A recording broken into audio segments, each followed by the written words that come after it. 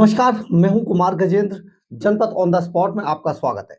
अब बात करते हैं दिल्ली के अंदर बहुत जबरदस्त जो एक हाई वोल्टेज ड्रामा चल रहा है काफी लंबे समय से, उसका शाम होते होते आज पटाक्षेप हो गया।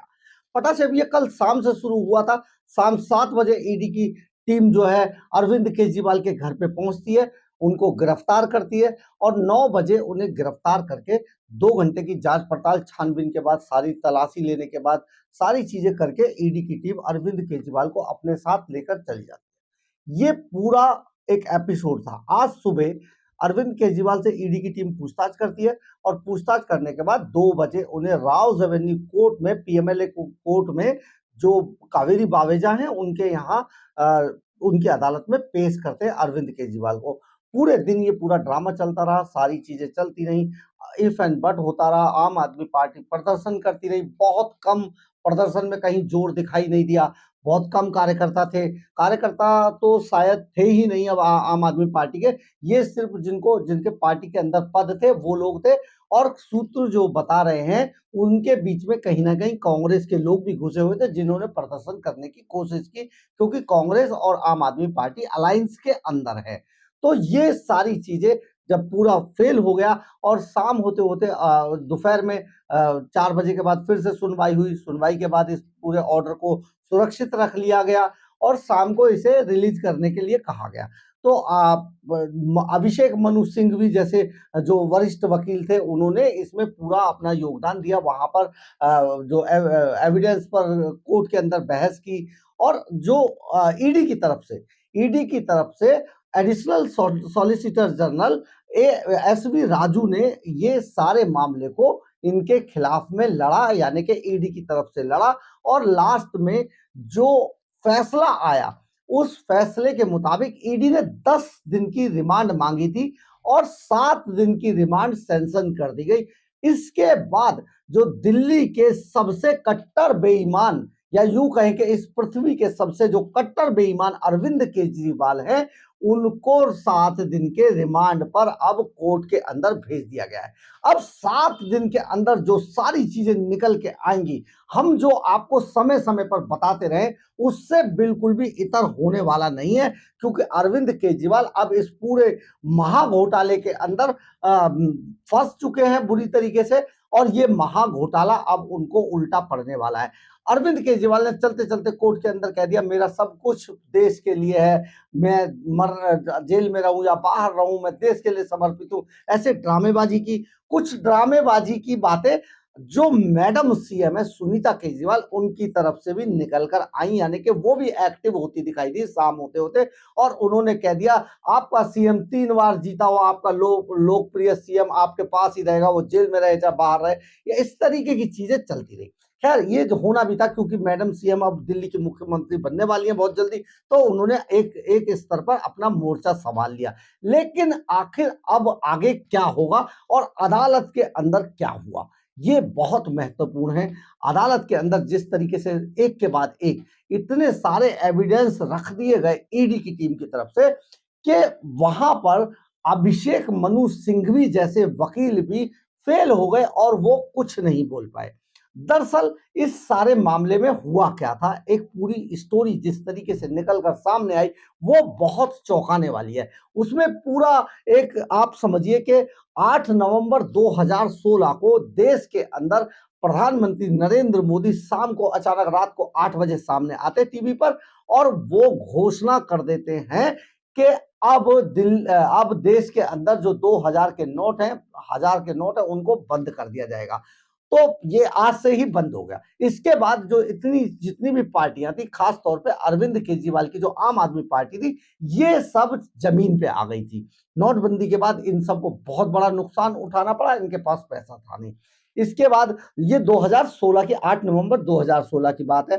16, 17 और 18, अब 19, 20, 21, 22, ये सारा पैसा ये उतना पैसा इकट्ठा नहीं कर पाए, और फिर अचानक गोवा के चुनाव आ गए। गोवा के चुनाव के लिए अरविंद केजरीवाल को बहुत मोटी रकम चाहिए थी और क्योंकि अरविंद केजरीवाल बहुत ज्यादा इच्छा रखने वाले व्यक्ति हैं और उनका पूरा ये मन था कि हर हाल में गोवा का चुनाव लड़ा जाएगा और उन्हें पूरा विश्वास भी था कि गोवा का चुनाव में वो भारी बहुमत से सरकार बनाने में कामयाब होंगे। इसके लिए पैसे का जुगाड़ कैसे किया जाए?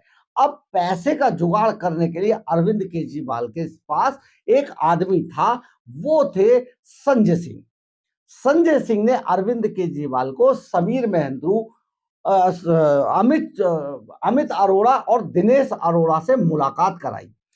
दिनेश अरोड़ा, अमित अरोड़ा शराब का कारोबार करते थे और उन्होंने संजय सिंह को यह समझाया कि बहुत मोटा पैसा है और इसके बाद पूरी की पूरी समीर महेंद्रू और समीर महेंद्रू के बाद के कविता के बाद विजय नायर को इस काम पर लगाया गया, क्योंकि विजय नायर अरविंद केजरीवाल के सबसे खास आदमी थे।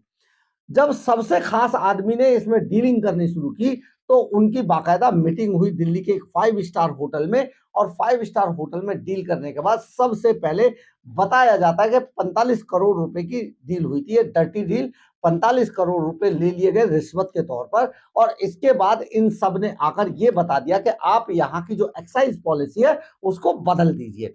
तो एक्साइज पॉलिसी जब बदली गई तो उसके अनुसार ये किया गया कि यहाँ पर पहले 60% दुकानें जो है गवर्नमेंट की थी और 40% प्राइवेट सेक्टर की थी। इसके बाद एक बाकायदा एक कमेटी बनाई गई थी। उस कमेटी से रिपोर्ट तो ले ली गई लेकिन उसको फॉलो नहीं किया गया, ना ही उसको कैबिनेट में लाया गया उस कमेटी के नोट को, और अपने तरीके से इन्होंने बना दी पॉलिसी और इंडो स्पिरिट नाम से एक कंपनी बनाई। इंडो स्पिरिट को चेहरा बना दिया गया जिसको समीर महेंद्रू डील कर रहे थे और समीर महेंद्रू ने ये सारा गेम करके के कविता की कंपनी को यहाँ पर कॉन्ट्रैक्ट दे दिए गए जो ब्लैक लिस्टेड कंपनियों में आती थी और के कविता ने 100 करोड़ रुपया के कविता से लिए थे, जिस 100 करोड़ में ये फंसे।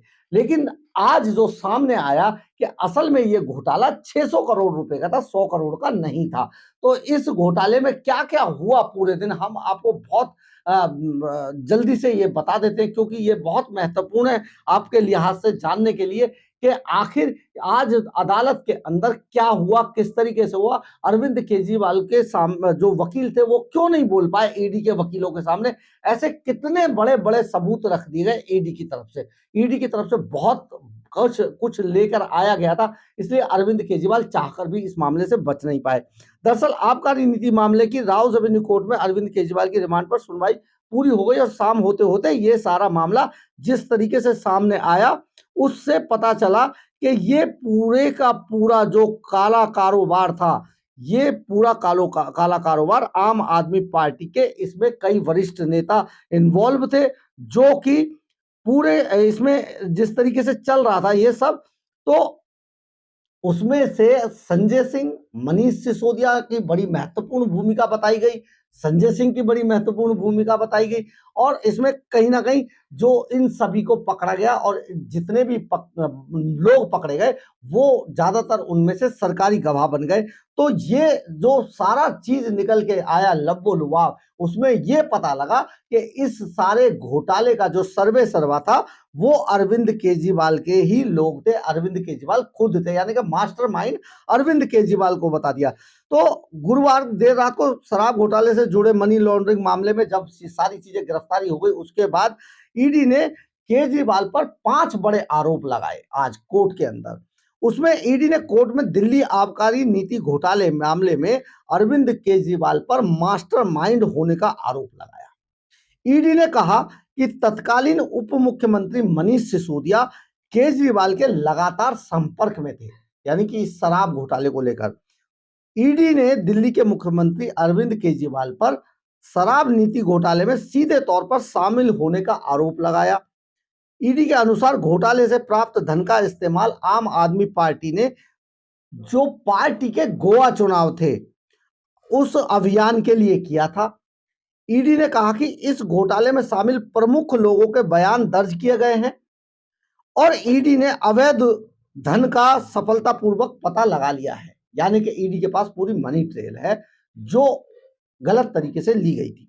ईडी ने कहा कि दिल्ली शराब घोटाले में सीबीआई जांच में खुलासा हुआ कि अरविंद केजरीवाल ने कथित तौर पर साउथ ग्रुप से एहसान के बदले में किकबैक मांगे थे, यानी कि ये जो रिश्वत थी ये मांगी थी। ईडी ने कहा कि दिल्ली शराब घोटाले में सीबीआई जांच में खुलासा हो गया है और इस सारे मामले को जो करने के लिए, इस पर पूरा नियंत्रण हासिल करने के लिए केजरीवाल ने कथित तौर पर साउथ ग्रुप से एहसान के बदले में किकबैक मांगे थे। साउथ ग्रुप ने कथित तौर पर किकबैक के बदले में दिल्ली के शराब कारोबार पर नियंत्रण हासिल किया था। ईडी ने कोर्ट में कहा कि आपके पूर्व संचार प्रमुख विजय नायर साउथ ग्रुप से जुड़े हुए थे पहले से ही और मुख्यमंत्री अरविंद केजरीवाल के पड़ोसी थे। ये आज ईडी ने कहा है कोर्ट के अंदर। इसके अलावा ईडी ने कहा एएसजी ने खुलासा किया कि घोटाले से प्राप्त धन कुल आय, जो घोटाले से प्राप्त हुआ जो धन है उसकी कुल आय 600 करोड़ रुपए से अधिक है। ये एएसजी यानी कि एडिशनल सॉलिसिटर जनरल जो ईडी की तरफ से पक्ष रख रहे थे ईडी का, उन्होंने बताया कोर्ट को 600 करोड़ रुपए से अधिक का है। एएसवी राजू ने स्पष्ट किया घोटाले से प्राप्त आय में न केवल 100 करोड़ रुपए की रिश्वत शामिल है बल्कि रिश्वत देने वाले की ओर से अर्जित लाभ भी शामिल है, जो कुल 600 करोड़ रुपए के आसपास बनता है। प्रवर्तन निदेशालय यानी कि ईडी ने शुक्रवार को एक निचली अदालत से दिल्ली के मुख्यमंत्री अरविंद केजरीवाल की 10 दिन की हिरासत का अनुरोध किया था, रिमांड मांगी थी और शराब घोटाले में अदालत से दिल्ली के मुख्यमंत्री अरविंद केजरीवाल की 10 दिन की हिरासत का अनुरोध करते हुए कहा कि वह शराब घोटाले में अन्य मंत्रियों और आम आदमी पार्टी के नेताओं के साथ मुख्य साजिशकर्ता थे, यानी कि अरविंद केजरीवाल। आबकारी नीति से जुड़े धन शोधन मामले में ईडी द्वारा गिरफ्तारी के खिलाफ उच्चतम न्यायालय से याचिका वापस लिए जाने के तुरंत बाद केजरीवाल को निचली अदालत में पेश किया गया। ईडी ने राउज एवेन्यू कोर्ट की अदालत में विशेष न्यायाधीश कावेरी बावेजा से कहा कि केजरीवाल को दिल्ली आबकारी नीति 2021-22 बनाने और उसे लागू करने के लिए साउथ ग्रुप से रिश्वत के तौर पर कई करोड़ रुपए प्राप्त किए थे। एजेंसी की ओर से अतिरिक्त सॉलिसिटर जनरल एसवी राजू ने अदालत में कहा कि केजरीवाल ने पंजाब में चुनाव लड़ने के लिए साउथ ग्रुप से कुछ आरोपियों से 100 करोड़ रुपए मांगे थे पंजाब के अंदर। उन्होंने कहा कि धन के लेन देन से पता चलता है कि गोवा चुनाव में इस्तेमाल की गई 45 करोड़ रुपए की रिश्वत 4 हवाला मार्गों से आई थी। मतलब आप देखिए इसमें मुख्यमंत्री दिल्ली के हवाला का भी इस्तेमाल कर रहे हैं। हालांकि सत्येंद्र जैन के मामले में हवाला का पहले ही खुलासा हो चुका है, लेकिन ये आदमी किस तरीके से कितना घाघ था कि लगातार हवाला जैसी एजेंसियों का भी इस्तेमाल कर रहा था, यानी हवाला जैसे काले कारोबार का भी इस्तेमाल कर रहा था। एसवी राजू ने कहा कि 45 करोड़ रुपए की रिश्वत 4 हवाला मार्गों से आई थी। राजू ने कहा कि कॉल डिटेल रिकॉर्ड सीडीआर जो होते हैं उससे आरोपियों और गवाहों के बयानों की पुष्टि होती है। आम आदमी पार्टी के संयोजक को कड़ी सुरक्षा के बीच 2 बजे कोर्ट के अंदर लाया गया था और ईडी ने 10 दिन का उसका रिमांड मांगा था, लेकिन ईडी को 7 दिन का रिमांड मिल गया है। अब बात करते हैं केजरीवाल के पक्ष में जो वरिष्ठ वकील अभिषेक मनु सिंघवी हैं, उन्होंने क्या कहा। देखिए, कुछ नहीं बोल पाए अभिषेक मनु सिंघवी, जो अदालतों में पूरे कानून की इस तरीके से चीजें रखते हैं और बहुत वरिष्ठ वकील हैं, बड़े जाने माने वकील हैं देश के।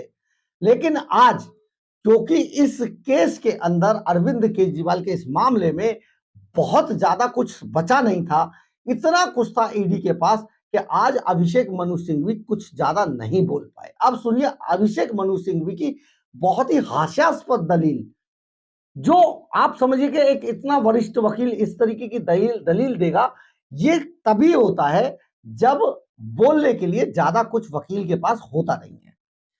केजरीवाल का पक्ष रखते हुए वरिष्ठ वकील अभिषेक मनु सिंघवी ने कहा, भारत के इतिहास में यह पहली बार है कि किसी मौजूदा मुख्यमंत्री को गिरफ्तार किया गया है।